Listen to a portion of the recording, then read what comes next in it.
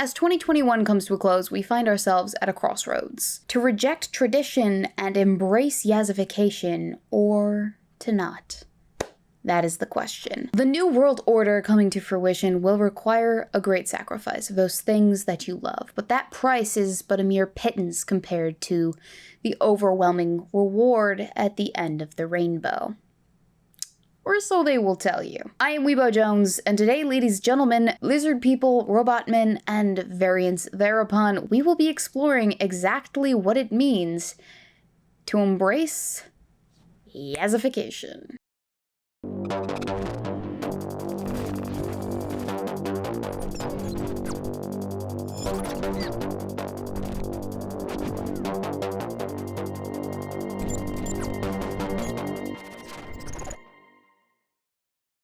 According to the esteemed academic journal Urban Dictionary, the concept of Yassification can be defined as the process of making something substantially better than its original version, or of having something appear to be significantly better than its similar or comparable predecessor. Appearance is the key factor here. The appearance of something better. That is what we will be focusing on. The concept of the Yassification, or the process by which one has been Yassified, came to predominance in the early 21st century with the inception of the Yassification bot Twitter account, YassifyBot, in November of the year of our Lord 2021. A quick glance at the library of tweets by this individual, who is not, in fact, an actual bot, will yield a litany of before and after pictures, depicted side by side with the left-hand image being the original and the right hand being the same picture post-Yassification. As you can see, the process of Yassification showcases a standard compilation of enhanced features. For instance, a glossier-looking hair, fuller lips, whiter teeth, contoured airbrushed skin, heavily shadowed eyes, and penciled eyebrows. And when I say standard, I do so with the fullest chest of each vowel and consonant of that word. It is a fun gimmick account that works to poke fun at the copy-paste Instagram filter-esque styles developed over the last few years, intended to better the looks of the masses. Yassification, a fun gimmick, but for all intents and purposes, in this video, we can't forget, it is in fact a lie. And it's one that I will be using as a parallel to introduce another concept with much more depth to it in hopes of easing the digestion of something I'm about to throw at you. For our purposes today, Yassification falls into the later half of that initial definition that I quoted to you earlier on in this video. The appearance of being significantly better than its similar or comparable predecessor. Now, I will admit, okay, there are some areas where bringing a modern spin to an aged concept is necessary. I want to emphasize that this is not a call to obstinately seat the public squarely in the throes of traditionalism, by any means, by any stretch. I may have a touch, just a touch of the grumpy old man syndrome, but I am not diluted enough to think that back in my day is a compelling argument for much of anything, really. Rather, my point is to caution against the concept of progress simply for the sake of progress. There is, in fact, a healthy middle ground, people, and a fence planted right atop it for us to sit upon and get screamed at by either extreme if you so wish to join me. As an engineer, I'm rather fond of the saying, if it ain't broke, don't fix it, mainly because when people try to fix things, they break the thing that I spent countless hours getting to a point of working flawlessly. Barbara, if it ain't broke, don't fix it simply means leave it alone if it's working goodly. Damn it, Barbara! Think that TikTok of the reimagining of how toothbrush and toothpaste situations could work. We're offered a convoluted solution to a problem, and it's dressed up all nice and pretty with cool music and nifty camera angles and just the right amount of hardware pizzazz, only for it to get shot down by Cabby Lame in the driest delivery of a deadpan joke mine eyes did ever see.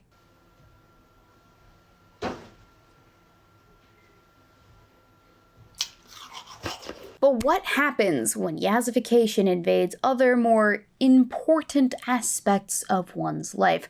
When they tell you how it's going to go going forward, and that you'll simply be delighted at the prospect of, say, owning nothing?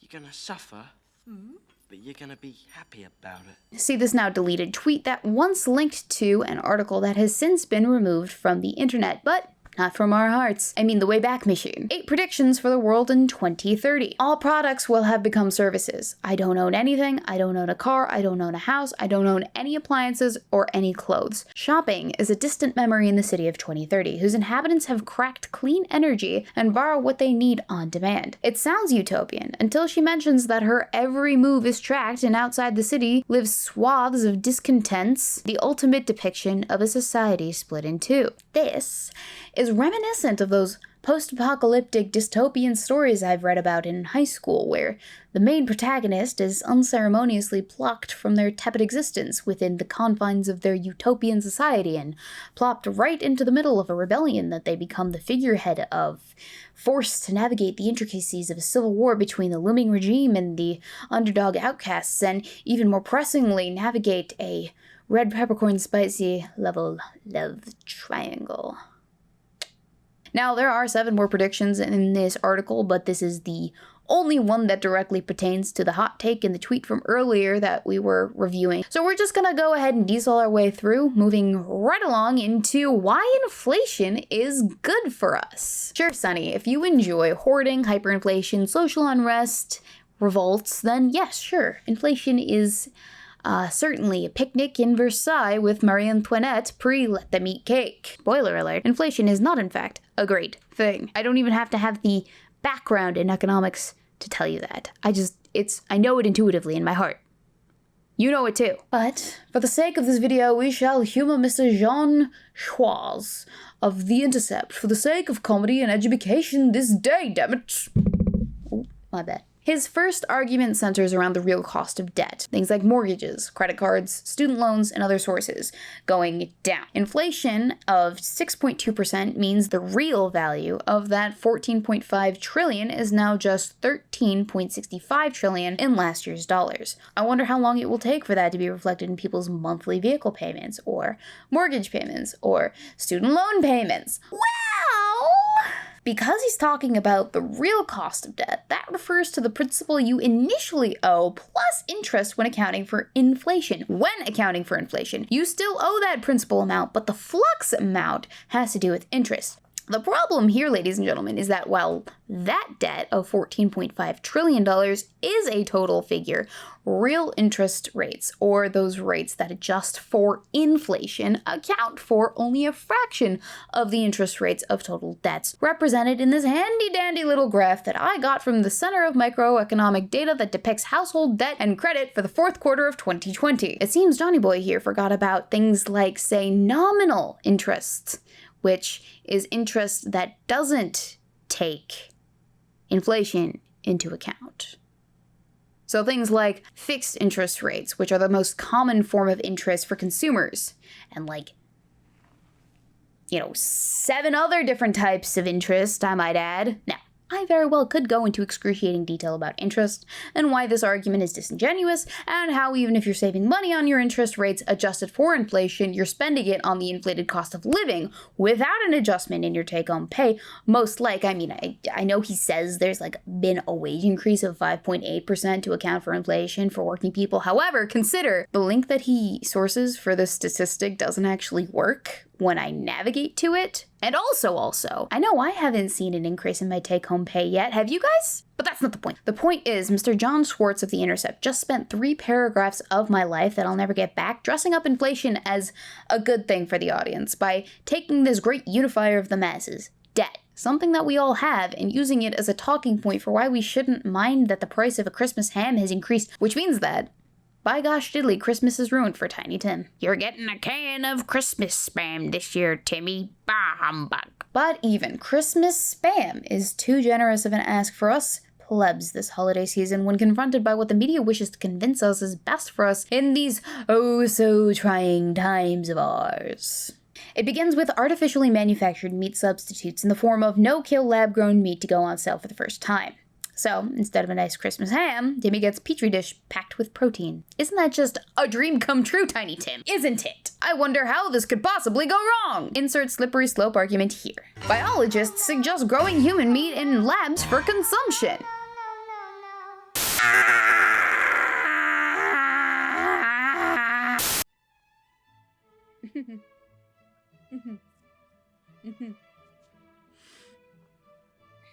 On the matter of human lab meat, local bread person Richard Dawkins initiated the conversation with the following tweet. Tissue culture clean meat already in 2018. I've long been looking forward to this. What if human meat is grown? Could we overcome our taboo against cannibalism? An interesting test case for consequentialist morality versus yuck reaction absolutism. The American cannibal horror film, The Farm 2018, was a horror movie, not a thought experiment turned instruction manual, dickie. I can already see the plot of how this movie plays out in my head. The year is 2030. The taboos against cannibalism have fallen, and lab-grown human meat is now a staple of the American diet. However, recent years have seen society fall into Great Depression, with the price per pound of meat now at an exorbitant cost and facing muscle mass loss, and with no options left on the table, the people turn to the live human meat harvesting black market for their protein. Hot diggity, that got dark real quick, didn't it? Never fear, guys. We won't be eating Tiny Tim for Christmas yet. We have other food options for food sustainability before we get to that level of desperation, don't you know? Have you tried bugs? Have you tried eating, like actual bugs? Like insects? Like creepy, crawly, crittery bugs. Have you tried that? Hello. They must be dead, but they're moving. So the head is actually crunchy. That's gross.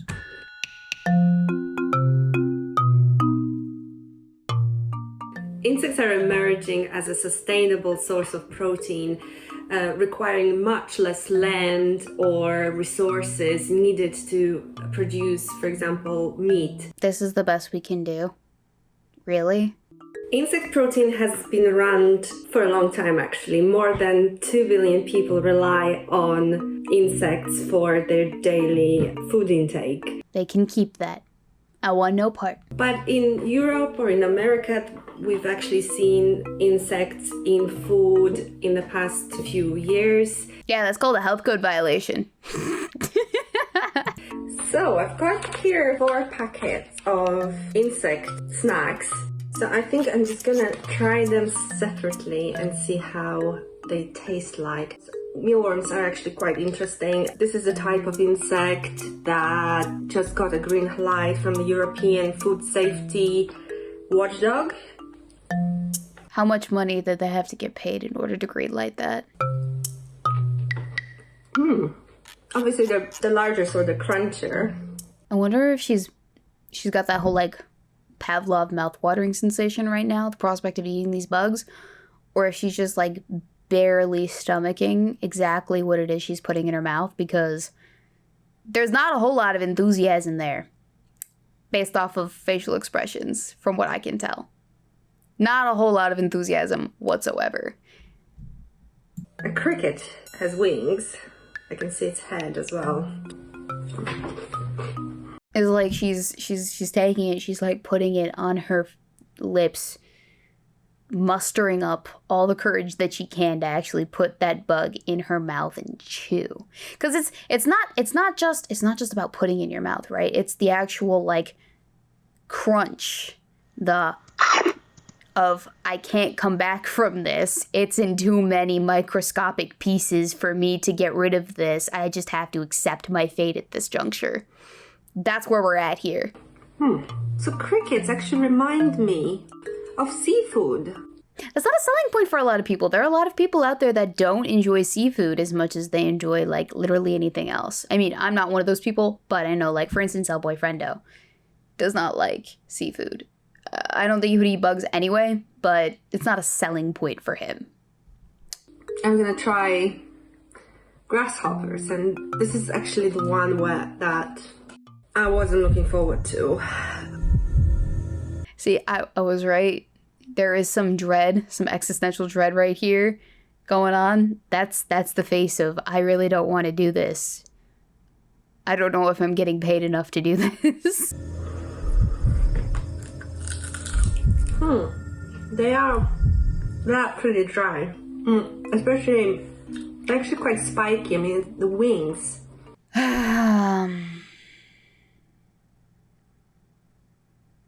Gross. if we want to save the planet, the future of food is insects.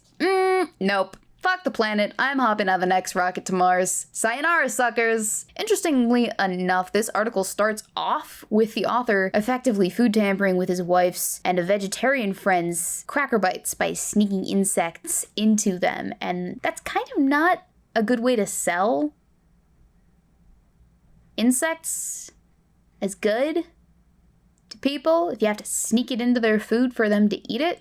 He also feeds fried mealworms to his 7-year-old and later desiccated buffalo worms to his 9-month-old. So we got a real humdinger of a winner here for this article author, ladies and gentlemen, don't we?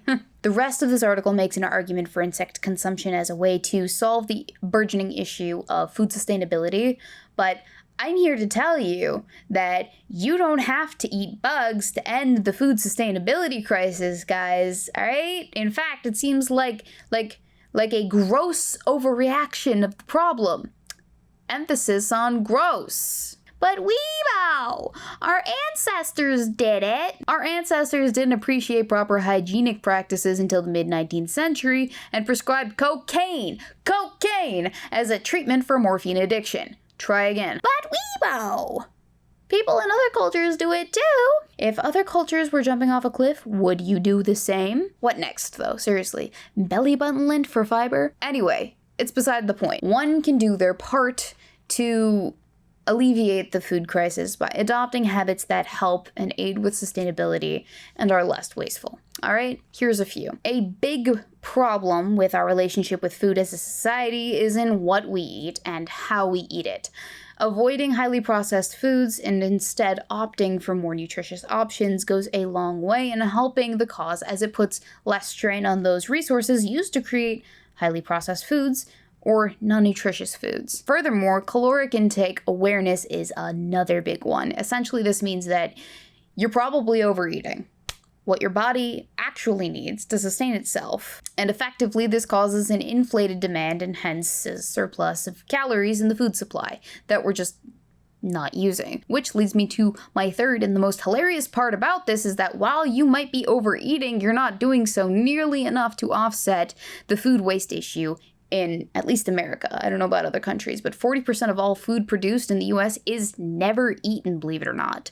And therein lies the great big irony of it all, is that 40% of food goes wasted, and yet people are talking about consuming bugs and lab-grown human meat, or just regular meat, I guess, technically, as alternatives to our current way of life to solve an issue that could be easily solved by just consuming less. Not just consuming, but purchasing less overall and using what we have.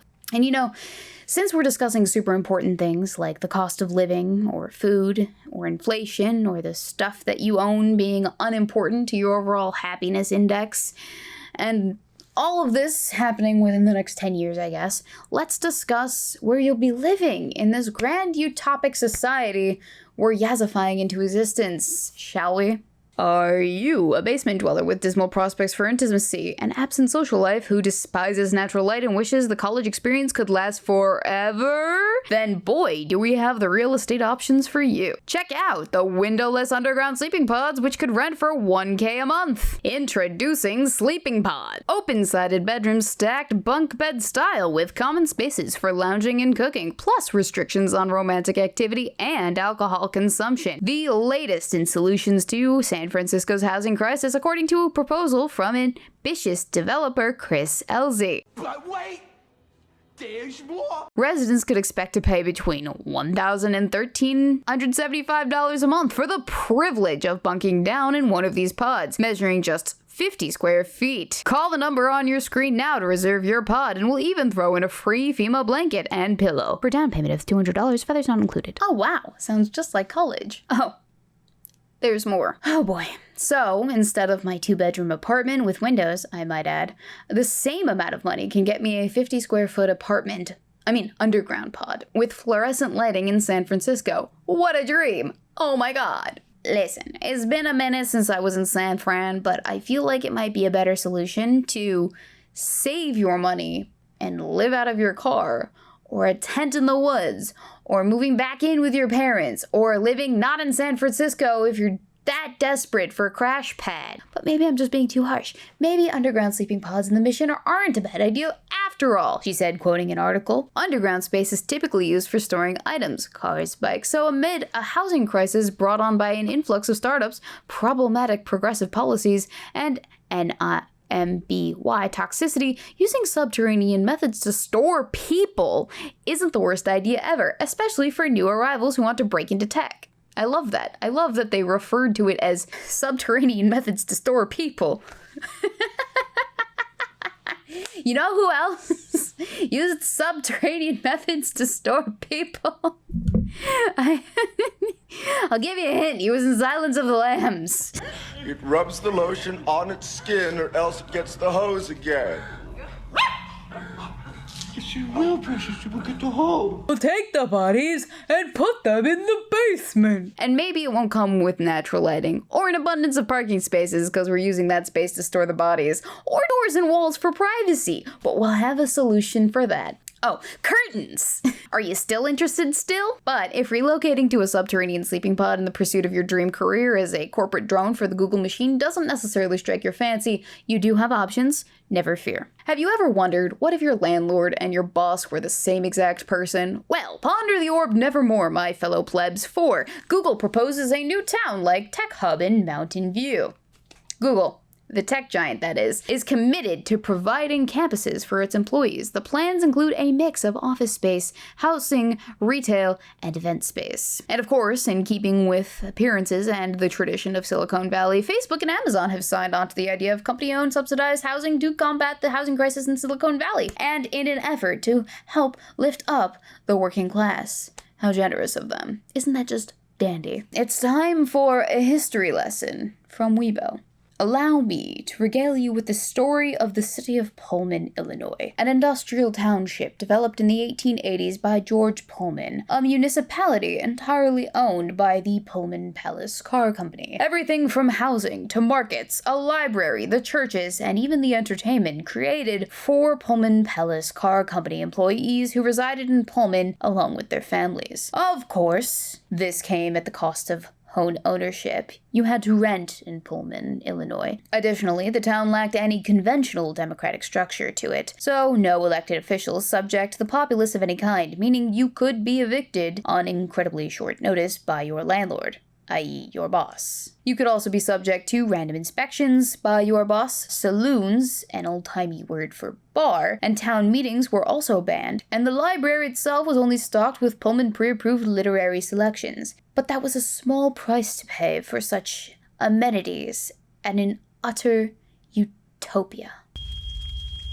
This is fine. However, with the arrival of the economic panic of 1893, demand for Pullman Palace Car Company product declined among consumers, and with it, the wages and hours of the Pullman Palace Car Company workers to offset the decrease. Unfortunately, the employees' rent for the company-owned housing was not reduced in kind, nor were the price of goods at the company-owned stores adjusted for the cost of living. An oversight, no doubt, but as a result, workers went on strike for 2 months, which eventually led to intervention by the US government and military, and Pullman was eventually annexed to Chicago. The difference between a regular municipality and one owned by the person who owes you a paycheck is simple. A corporation is not accountable to any sort of democratic process and hence gets a lot of leeway because of that. But your local government, on the other hand, is. Ceding that authority to a corporation, especially the tech giants such as Google, Facebook, and Amazon, leaves you open to risks that are copy-paste dystopian novels. For instance, you could get the iron-fisted ruling style of the Pullman, Illinois township.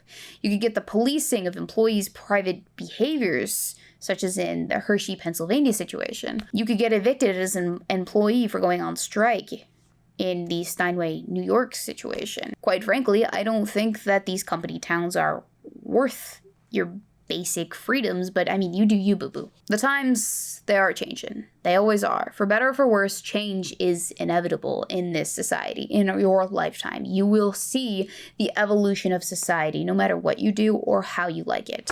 However, I would caution against believing a salesman on the Yassification of his product. Whether it be a nothing burger, like an Instagram model, or as important as housing choices, things get dressed up to look a lot prettier than they might actually be, or turn out to be.